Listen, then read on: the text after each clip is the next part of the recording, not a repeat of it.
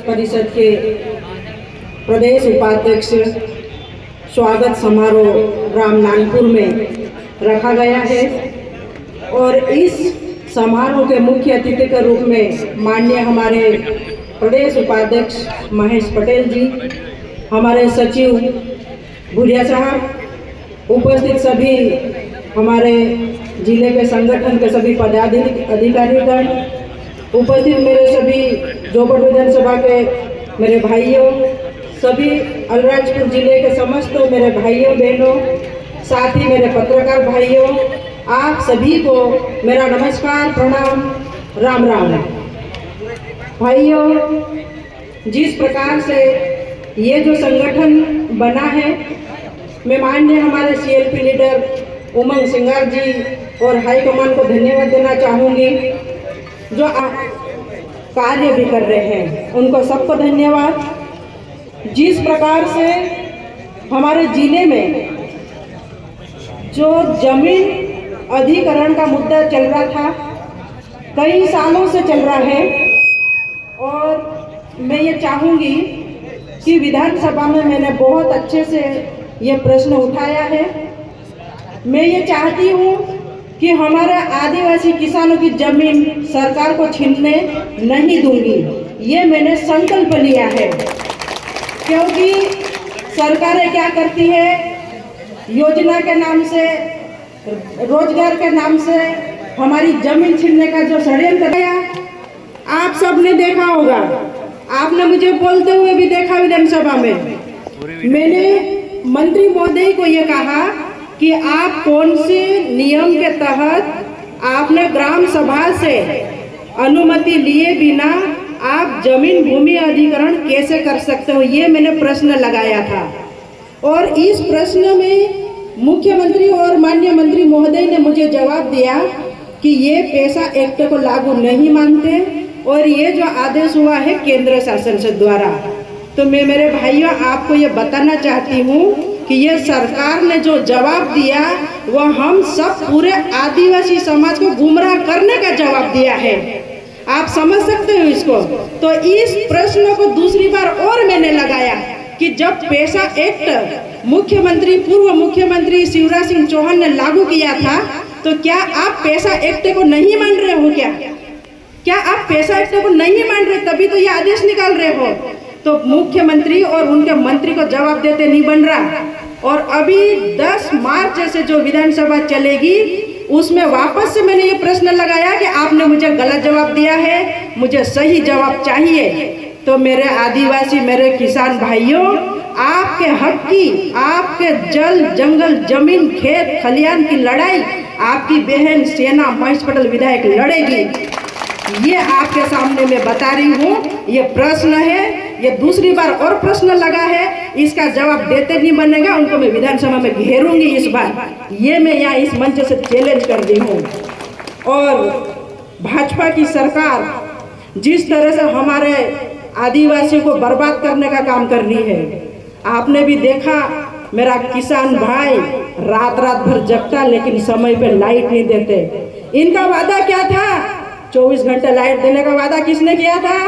भाजपा ने किया था। और रात भर हमारा किसान परेशान, लेकिन आज 2 घंटे की लाइट नहीं मिल रही। मिल रही कि नहीं मिल रही? नहीं मिल रही। और हमारे महंगाई कम करने की बात किसने की थी? भाजपा के झूठे लोगों ने। लेकिन आज महंगाई क्या हो गई?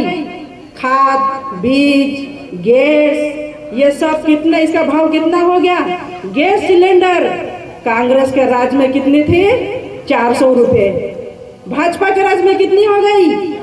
1200, 1100 हो गई। तो कौन झूठ बोलता है? झूठी सरकार, भाजपा की झूठी सरकार है ये। मैं आप सबको याद दिला दूं, भाजपा ने 2014 पहले जितने भी वादे किए थे, एक भी वादा अगर उन्होंने पूरा किया हो तो कोई माई का लाल है जो मुझे जवाब दे दे कि हमने ये काम किया। और कल एक नक्शे से संबंधित हमारा प्रोग्राम हुआ था नगरीय क्षेत्र में, वहां पर चिट्ठी वाले, पर्ची वाले मुख्यमंत्री, पहले क्या 20 साल तक मामा शिवराज सिंह चौहान मंत्री, मध्य प्रदेश के मंत्री थे, और गलती से पर्ची वाला मुख्यमंत्री आ गया। वो कल वहां पे भाषण में ये बोल रहे थे कि कांग्रेस ने कुछ काम नहीं किया, कांग्रेस ने काम नहीं किया, तो मैं पर्ची वाले मुख्यमंत्री को बता देना चाहती हूँ, कांग्रेस ने पूरे देश को बनाने का काम किया। कांग्रेस ने जो काम किया पूरे देश को बनाने में का काम किया। साथ ही जो आपका हाथों में मोबाइल है ये कांग्रेस की देन है। किसकी देन है ये कांग्रेस की देन है। अब आप लोगों का जो चश्मा लगला अंधभक्ति वाला आपको दिखाई नहीं दे रहा, उसमें हमारी क्या गलती है? उसमें हमारी क्या गलती है?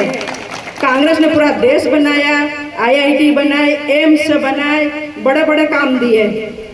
भाइयों, हमारे बच्चों की पढ़ाई परेशान हो रहे, समय पे लाइट नहीं मिल रही, और साथ ही हमारा आदिवासी समाज दोनों फसलें नहीं मिली, तो अब पलायन करने को मजबूर हो गया है। पलायन करने के लिए इसलिए मजबूर हो गया कि सरकार ने समय पे लाइट नहीं दी और बरसात की फसल अधिक पानी के कारण गल चुकी है। और जब पलायन करने जाते हैं तो वहाँ पे भी व्यवस्था बिगड़ती, किसी के साथ बड़े बड़े हादसे हो जाते, उसका कोई साथ नहीं देता।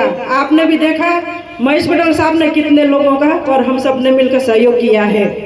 साथ ही जिस प्रकार से हमारा किसान कर्ज में डूबा हुआ है, किसानों के ऊपर टैक्स के रूप में कर्ज पे कर्ज बढ़ते जा रहा है, हर किसान परेशान है।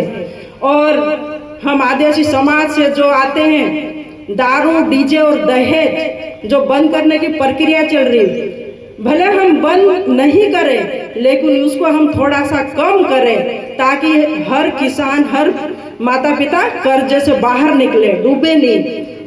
5 डीजे होते तो 1 डीजे से शादी हो जाए तो कर्ज में माता पिता नहीं डूबेंगे और पलायन करने को मजबूर भी नहीं होंगे। तो इसको भी थोड़ा कम किया जाए और हमारे जो बच्चे हैं उनको पढ़ने की व्यवस्था अच्छी की जाए ताकि हमारा आने वाले नए जनरेशन में शिक्षा का स्तर ऊपर उठे।